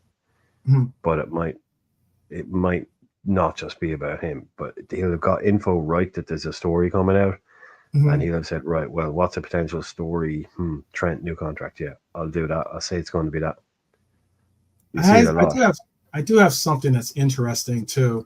A little stat that's interesting. And I'll ask the question connected to this to the stat, or I'll ask the question first, and then I'll tell you the stat. Do you think that our 12:30 thing, our 12:30, I guess the boogeyman of the 12:30, the concept is a little overblown, considering that in the last 7 Premier League matches that we started 12:30, we're undefeated. Yeah, we have a good record in them. Yeah, we do. Definitely. Yeah. I mean, that started undermining the Klopp's thing a little bit. They are a pain in the arse.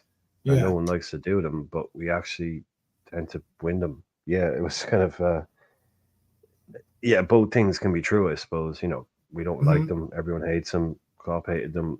But we're tempted because these tend to be games against smaller teams in the 12:30s, because it's like we were saying earlier on, they're the ones to give them, they don't put on Liverpool Man U on a 12:30, put on a 4:30. So there might be against the weaker teams, which is good. But yeah, it did undermine the thing. But so you don't want to be playing them. But if we're playing at 3:00, we're not on TV. Well, not in England, Yeah. Definitely. Pretty impressed. This is a pretty crazy stat. I'll put this in the this is a wild stat. You might hear this maybe on by a commentator or something like that. But Liverpool have won the last 7 fixtures played on October 5th and 15 of the last 16 since 1935. October 5th is a good day for us, I guess. Not bad. Hopefully this is good. Hopefully it's a good day tomorrow too. That's pretty wild. KJ's right. We did play. You will get the odd one. You will get the odd one. I'm just saying, but for a broadcaster, they would prefer to have them in it's just those 12:30s are usually used to, give the smaller clubs their games more often than not. But again, I always speak generally when it comes to these kind of things, because it always have the exception that proves the rule or whatever. But I just, like I said, I just like the idea of us going there tomorrow and putting up 3 points. I mean, top of the league, and just getting to sit back and watch everybody else have to do their work for the weekend. Make it work in our favor. Make it an advantage. So we don't have the pressure of knowing that both Arsenal and City have won, and we need to maintain our form. You can use it that way. Just go in, get it done, go home, and put your feet up and watch everyone else try and catch up with you then. You can just use it both ways, Yeah. It'd be nice to see us do have a return of 2020 when we beat them there, but I don't think that was also in front of. I think that was in front of that was the pandemic. That was a pandemic game, I think, when we had the 7-0 win. Yeah. And I think Bobby, Mo, Sadio scored in that game. Even Jordan Henderson scored in that game. I think we even had a goal from Taki in that game. I think that's it. I don't know. Did everyone had a goal? Bobby is that the? Yeah, I think everyone had a crack in that one. Yeah. And I think that was. I think he got a brace, if not a hat trick in that game. I want to say, but I'm not certain. But I think Bobby got a brace or a hat trick in that game. That was a great game. That was that was a great game though. That was a fun game. I mean, it helped bring up the spirits a little bit to see any bit of football still going on during that period of the world. That was not an easy time to get through at all. Oh, sure. You remember everybody wanted to cancel it? Yeah. Oh, well, there's reasons why people wanted to cancel the season. Let's be honest. Yeah. But no, they wanted to cancel the season because. Yeah. Oh yeah, as soon as we were top of the league, they were like, "Oh, you should cancel this, lads. You really should cancel this. Cancel it. It's not safe. Yeah, you need to stop. Oh, and just wipe it." It's like, yeah. It's like, oh, so should we cancel it? And whoever's top, they win the league. Oh, no. Just kind of delete the whole thing. Yeah, that's what you should do. That's the only safe thing to do, lads. You can't possibly have Scousers win league. I mean, you can't possibly have people catching COVID. That was the whole thing. Is that also? When did we play? When did we play Watford that year? And that was the game we lost against Watford, I believe. But weren't we we were going for the Invincibles that year too?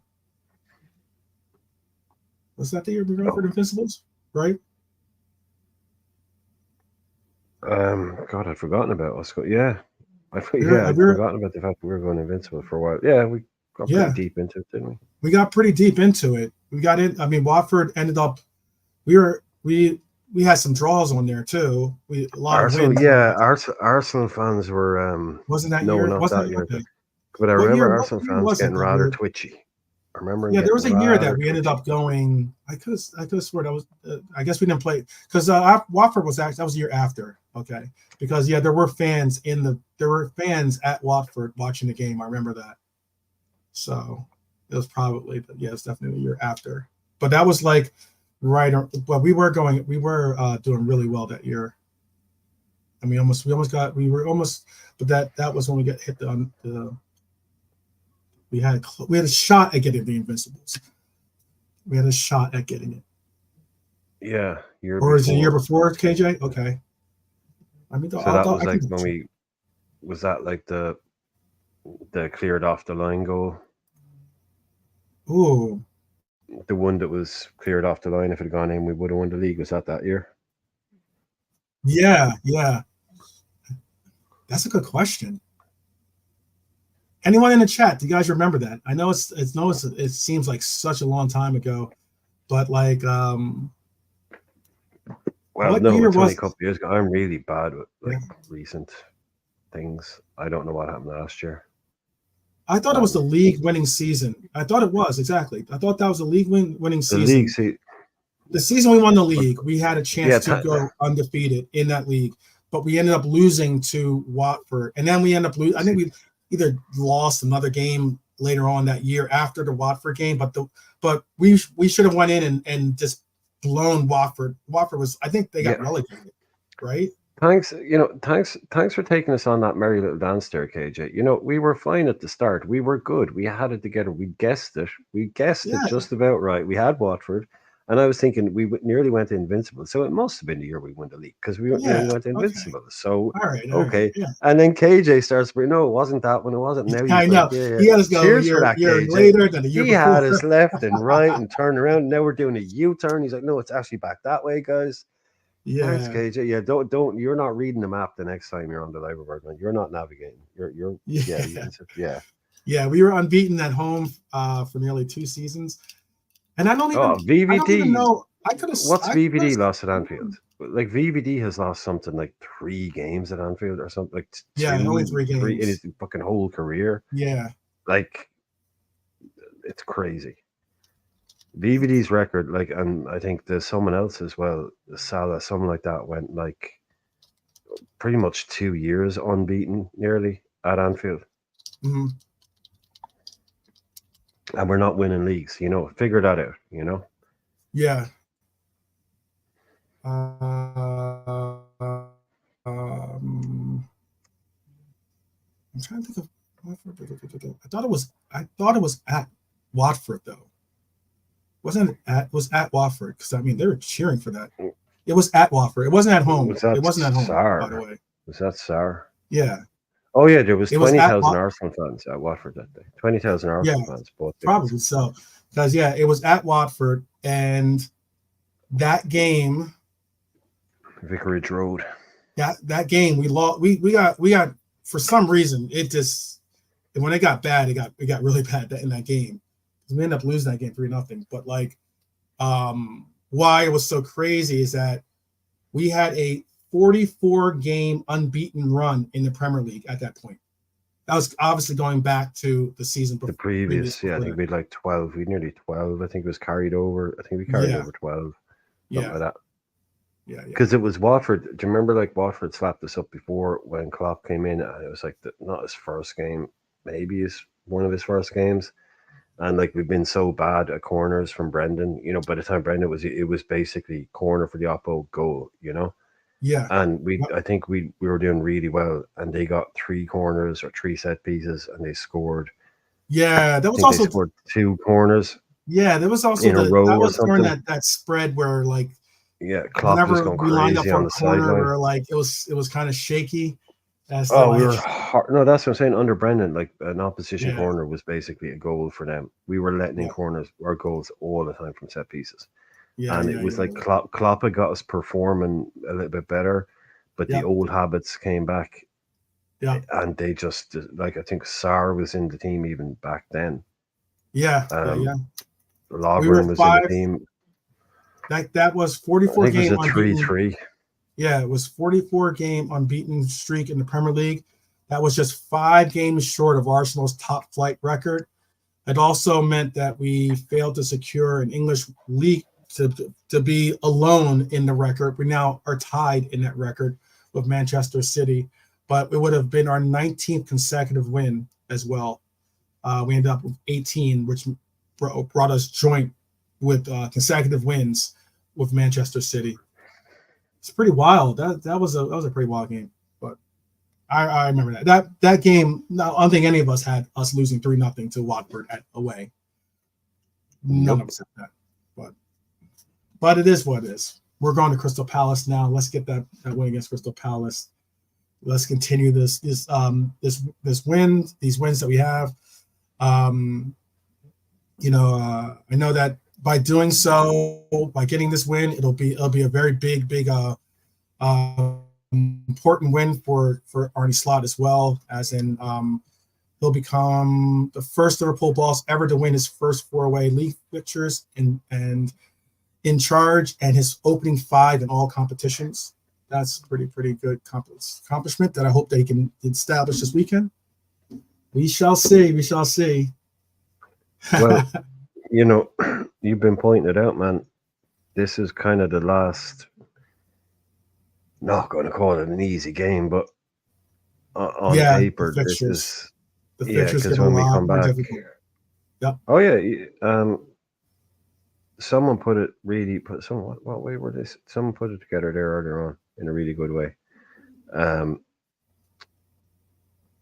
Let me see. Oh yeah, it was somewhere else. But basically, like, we play the champions of England, the champions of Europe, the champions of Germany, the champions of Spain, the champions of in the next 6 games. Like we're playing nothing but top sides. Yes. I think it's KJ's birthday on Monday, right, KJ? I think it's his birthday on Monday. We got a bunch of October birthdays. I don't know what that is, meaning like Scorpio or Gemini or whatever. I don't know what that is. We don't have JK here today to verify that. No. But yes, definitely. Definitely. So we have a birthday for tomorrow. We have a birthday for Monday, I believe. KJ can verify that. But yeah. Also, I was going to say that it's going to be an important game tomorrow. Yes, it's on Monday. Yes, what I thought. Yep. Same day as Trent and Big Sam, right? Big Sammy. Okay, I got you. Libras. There you go. Libra in the house. I think this game's going to be important because obviously we want to get a win from it. But the last part and point, because we're on the runway here.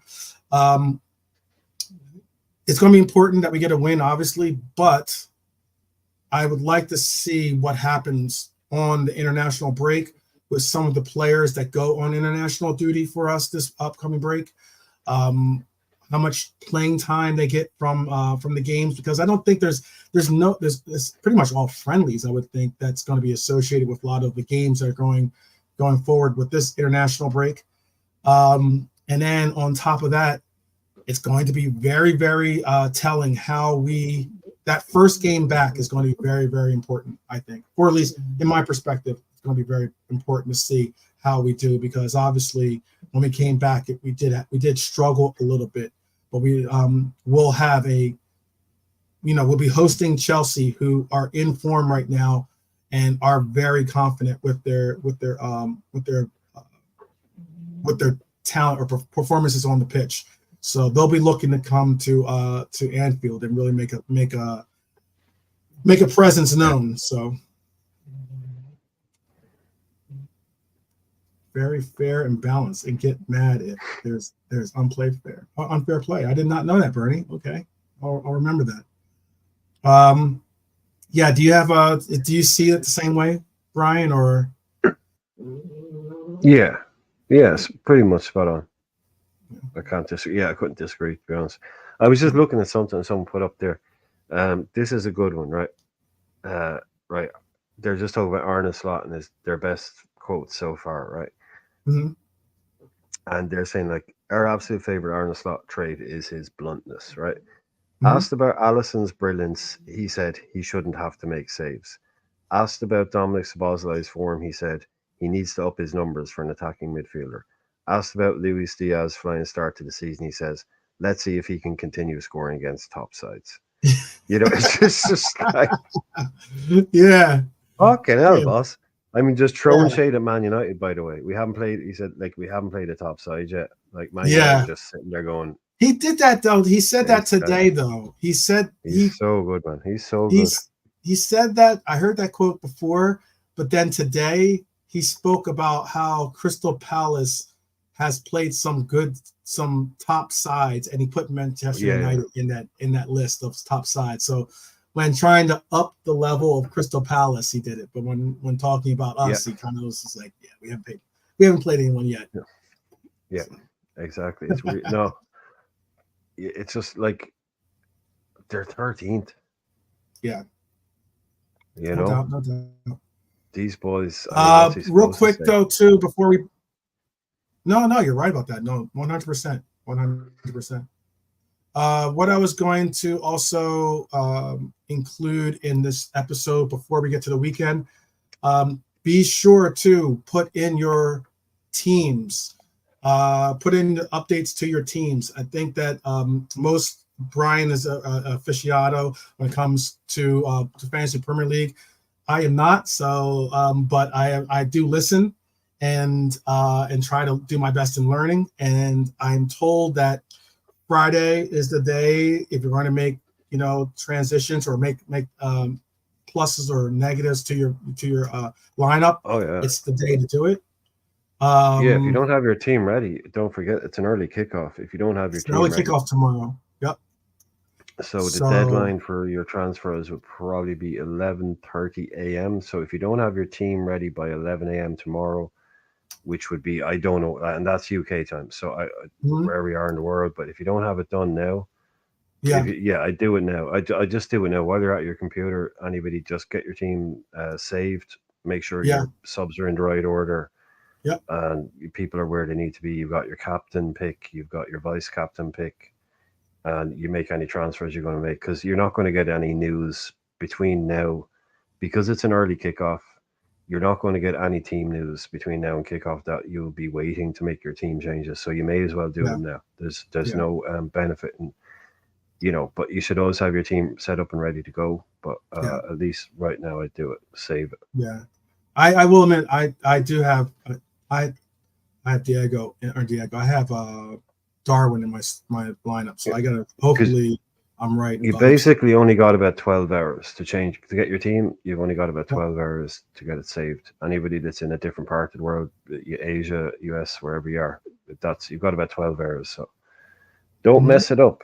Don't be sitting there going, "Oh, I forgot it was an early kickoff. I didn't do my team." Exactly. No, you've been told. We don't want any disgruntled Libras in the house. We don't want any disgruntled Libras in the house.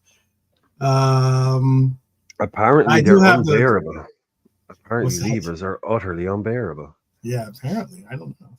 But this is the standing so far. JK is still at the top of the league. Yeah, I gave him earlier, but again, this is what the league is looking like right now. And yes, it's still good. It's still everyone is still within pretty much shooting distance of each other when it comes to trying to make a run for the top spot.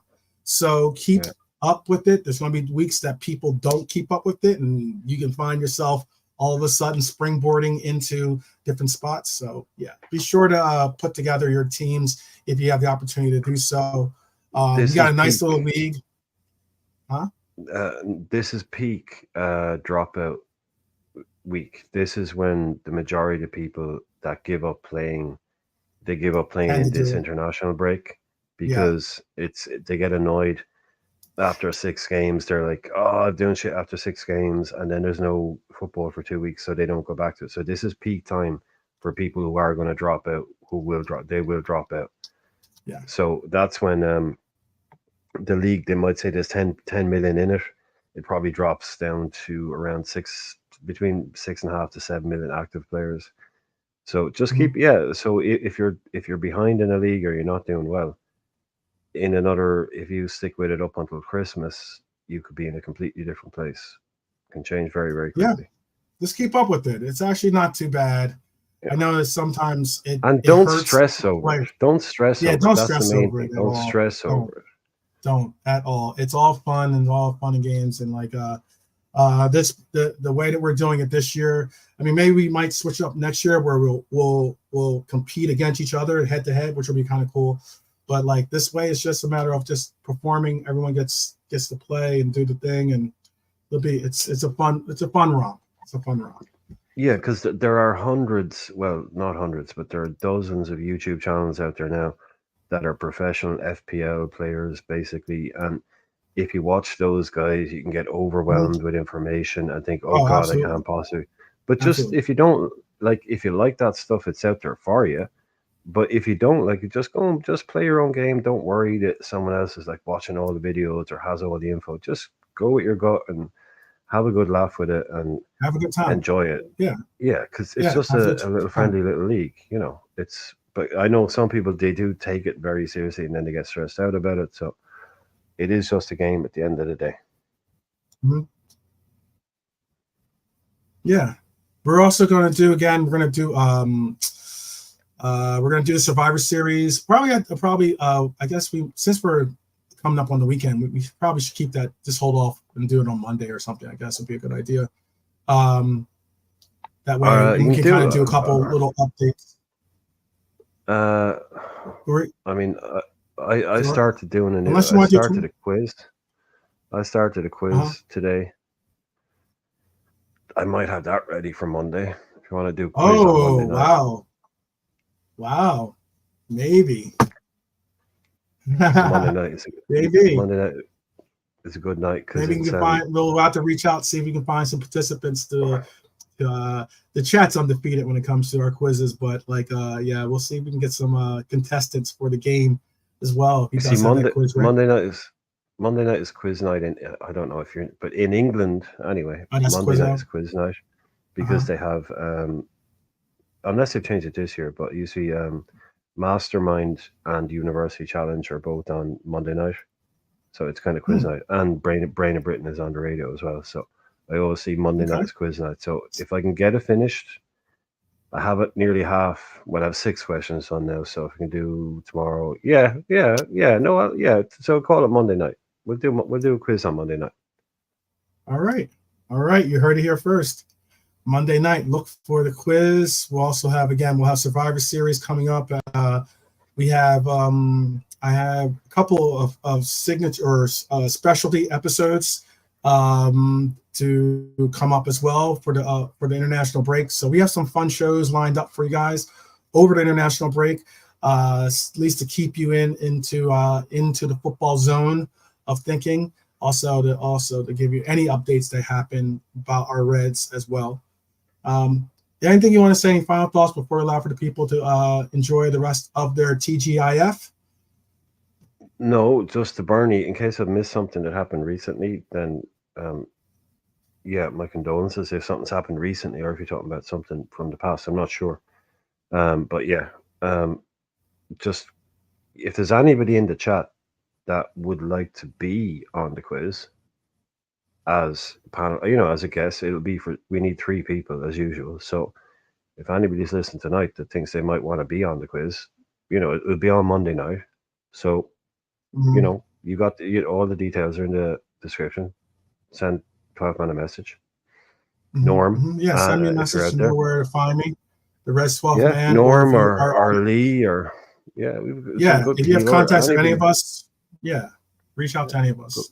We're all on X too, or Twitter. So one way or another, you can reach out to us that way, or through email, or if you're in a group chat with us, just be sure to star our name so we can we can make sure we'll have JK. Keep an eye on. We'll have JK. Yeah, JK. And I'm assuming you're going to be one, right? So we only need one. Oh yeah. That's true. I could be the contestant. Yeah. So usually we need one other person. Yeah. Are you? If you want to be mod, yeah. I mean, KJ, if you want to, literally, we're serious. Like, if somebody wants to be on the quiz on Monday night, and you Tell can us. do it, and you can guarantee that you will be here, and you'll be able to put the time aside, and you won't get a phone call that means you have to leave or anything like that. You know, if you're actually genuinely available and can say, yeah, I will, and you want to do it, just send 12 man a message on Twitter, and you can come in. Yep. Because we have to. Yep. We don't. You know. I respond to Yeah. all messages sent to me, as best I can. At least I respond to all messages that I receive. But yeah. So if so, Brian had his final thought. I have my final thought is, I hope that's a great Friday for you. I hope that it's a even better Saturday for all of us. And football, I also football quiz. Sorry, Bernie, yes. to saying it's a football quiz or general. It's a football quiz, Bernie. Football. And yeah, I would say, if anything, as always, up the Reds. So we will see you guys tomorrow. We will do a roll call tomorrow. Keep in mind, we'll do a roll call. So please do be a part of the roll call tomorrow with all of us. We'll have the Irishman at the helm, so we'll be in safe hands. You want to say something before? Oh no, just say, 11:30 UK time tomorrow morning. We're going to do it. That's what it's an early start, so we're not doing a watch along, but if you want to come in for an hour before the game. Yes. Yeah, like I said, KJ, if you want to do it, man, and you think you can, just tell them, man. Hit them up on Twitter. Let them know. Yeah, you can be. Yeah, you can be. I'm sure. I think Nalante. I'm going to reach out and make sure, or see if Nalante can be available for it. You guys, I mean, KJ, Nalante. If we get Norm, you guys are definitely. You guys will definitely.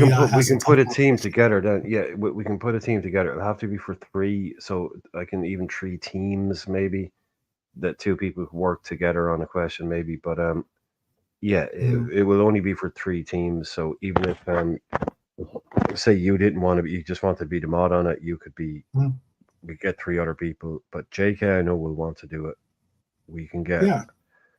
I'm sure Nalante, then even you could be on a team with Nalante, or someone could come in, but you'd have to be like, it's not. I'm not being a dick, but like, if you're going to say you're going to do it, you kind of have to do it. Yeah, like, you say you're going to do it. You kind of have to do it. Like, yeah. I mean, because if you don't, no then making up, no making up stories about the dog ate your homework or something like that. No. Yeah, No, you can't have a breakdown on the way home 20 minutes before the quiz. We just can't be dealing with that shit. And we're not saying people will do that, because just jump in. That's what happened the last time. And it nearly kind of fucked the whole thing up. So yeah. You gotta be like Chevy Chase and National Lampoons. Just jump in the pool. All right. You know, here's a little reference there. That's a little outdated reference, but all the same.